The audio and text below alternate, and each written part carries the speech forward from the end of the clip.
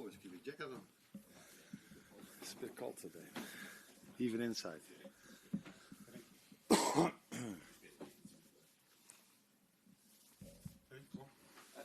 before we talk about Liverpool, can we just get your thoughts on Erik ten Hag, obviously leaving his position as Manchester United manager, and Ruud van Nistelrooy taking interim charge? Yeah, you can, of course. He's a Dutch manager, so that makes it even harder for me, for us, as Dutch people. Always your first thoughts are with the person. We are all in this job, so we know that it can happen. But if it happens, especially because I know him a little bit and I know how much work he puts into it, and then to get this news for him is, of course, a pity. But we also know, especially us coming from Holland, how well he did at Ajax and that he won 2 trophies over here. So we will see him, I think, in the near future somewhere at a big club again. But at this moment, it's for him and his family. It's, of course, tragedy is maybe a bit too much to say, but it's a big disappointment. For your squad at the moment, Jota, Chiesa, Conor Bradley, are they likely to figure? How far away are they from a return? The ones you just mentioned, Conor is training with us again, so he could maybe be in the squad tomorrow. Jota not, Alisson not, Harvey Elliott not, and Federico, I'm not expecting him to be in the squad tomorrow as well. How long do you think for Federico? That's always difficult to say because he goes a bit up and down. So sometimes he's there with us, train a few days, and then he goes out. He goes out for an injury again. So I don't want to put days or weeks on it because I think we just have to make sure he gets in the best possible shape and don't put any pressure on him by coming up with dates.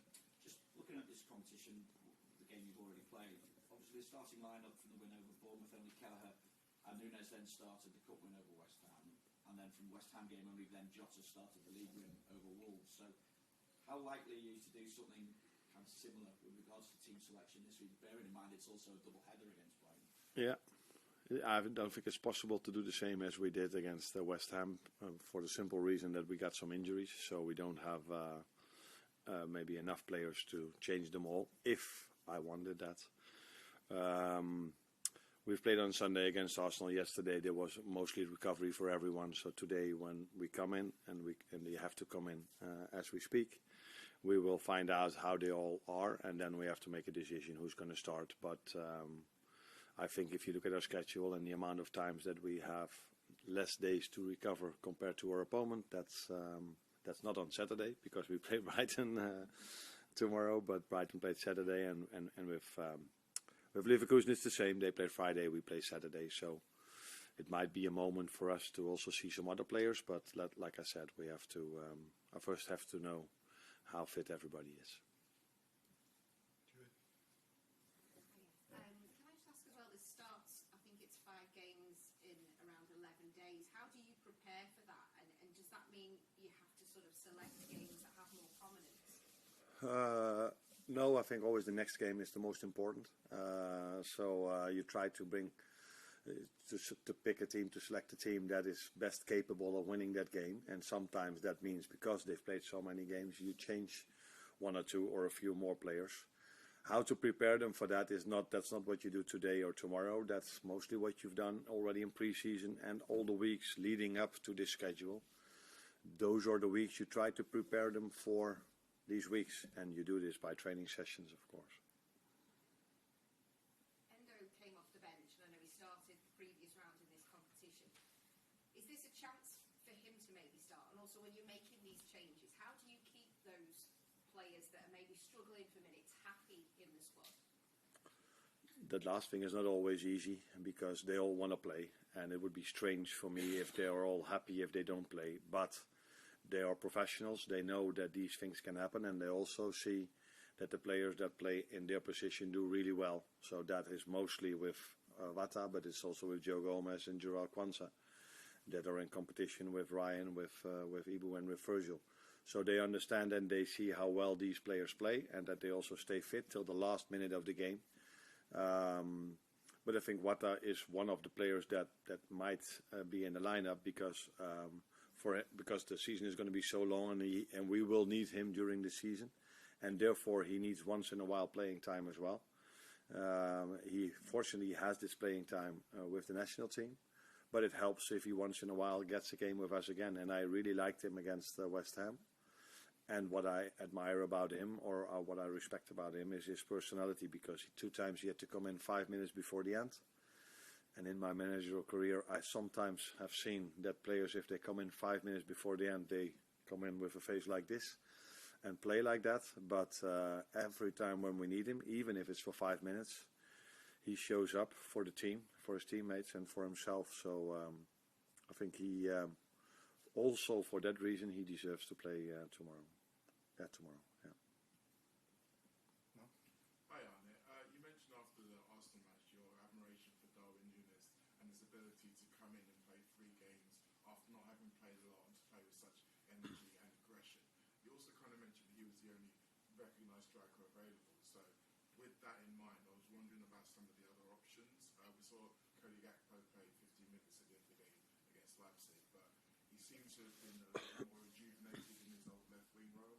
We've also seen Luis Diaz and Mo Salah play centrally during their Liverpool career. I noticed James Dance was walking into the building earlier today. I wonder whether or not he's coming to play if he's training for the first team this year. You could become the manager over here. Do we have any other option to play as a 9 as well? Because you're giving me a lot already, but... I mean, I'm not offering my own services. Okay. I don't know if that's smart. No, I think about Darwin, I think I gave him credit for the fact that he worked so hard in previous weeks where he didn't play a lot to be able to play 3 times in a row, and I think three games in 8 days. So that says a lot about him, but it also says a lot about the quality of our performance staff and medical staff, that we were able to give him the right sessions, to prepare him in the right way. But you always need the player to buy in, because you can give him the right sessions, but if he doesn't give everything, then it's very difficult for him to do what he did. So also with him, it was a good thing that his ban for the Uruguay team was cancelled, so he could play their 2 games. That helped probably as well for him to play the way he did. And I'm not talking about the quality he played with, but the intensity he played with, and the quality was also good. So there was a positive thing. Yeah, it is a pity that Diogo Jota is not available and Federico Chiesa is also not available, because they were, in my opinion, the most logical number 9s. Maybe not in yours, but still we have some other options with the ones you just said. Anyone? Do you expect Jota to be back before the November international break? No. Yeah.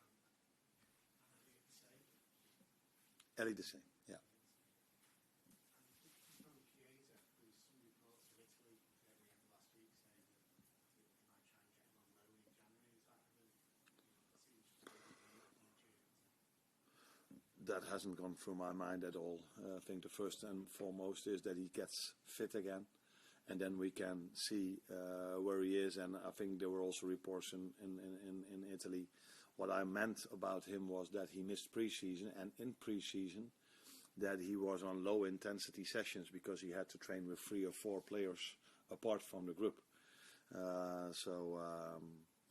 That is what I said, and then going from there to a high intensity league, to a high intensity playing style, is difficult in general for every player, but especially if you had a pre-season like this. So we knew this before, so we knew we had to be really careful and adjust where we could to his individual needs.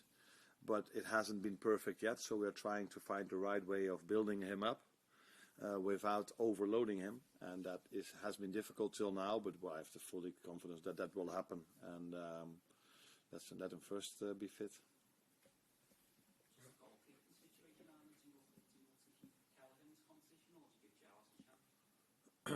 It's something that also goes through my head, and I haven't made a decision yet, so we will see tomorrow. There's also a decision you take. Also, you include your goalkeeper coach with that, but in the end, I have to make that decision, and I also want to hear how fit Queef is at the moment. He played many games, so let's wait and see what decision I make tomorrow. At the weekend, Marm's Ashbilly made 2 unbelievable saves. I don't know if you've seen any. He was there for Ballandor last night. How have the club been tracking his progress before he joins next summer? I assume the club follows his progress very detailed, because I know how professional this club is. If you ask me, I'm in a program from game, press conference, press conference. Sometimes have some time to train with the boys as well. So I wasn't able to see his game during the weekend, but it's good to hear that he made some good saves. But I'm not surprised to hear that, because we knew that we bought a very good goalkeeper with him. I was just going to ask what you thought of the main threats from Brighton will be tomorrow. Very good idea about football for many years already. So I like their playing style a lot. We have their former manager already, and with this one as well. And I think what makes the club Brighton, in my opinion, special is that maybe not the most money in the league when they buy the players, but they always find the right ones. So there's a lot of quality, although also for them the transfer fees go up a bit, but they are not spending 100 million on a player, so they always find the right ones, and so many quality players to pick, and a very good playing style. Just on obviously the club's a chance to use young players sometimes. You obviously used a lot of them to go out on loan in the summer to maybe get game time, but when you do get injuries and you're looking at the squad, is that the difficult balance to try and know how many to let go and how many to sort of keep around the building? Yeah, that is sometimes difficult, because in certain situations you would prefer to keep them here, because then they can train every day with you, and you can implement in the best possible way your playing style. But if that also means that they hardly play, that will normally also lead not to the progression you are hoping for. So that is the balance we always try to find with our players, also with our very talented ones. Then sometimes that means you bring them on a loan. Stefan Bijsetic was a very good example to that. And then you hope to see that he plays a lot, and then he already played a few games. And then it's very pleasing in this particular situation that he went to a very good manager as well, with Pepijn Leijners, that knows this club also. So. And for Ben Doak, it's similar. Also went to a very good manager and to a very good playing style. So it's a balance we need to find. Do we want to play them on a regular basis, or once in a while and keep with us? And we have to we have to be aware of our own interests, so we can't let everybody go that doesn't play all the time. And there, Tyler Morton is a good example of that, which is a quality player.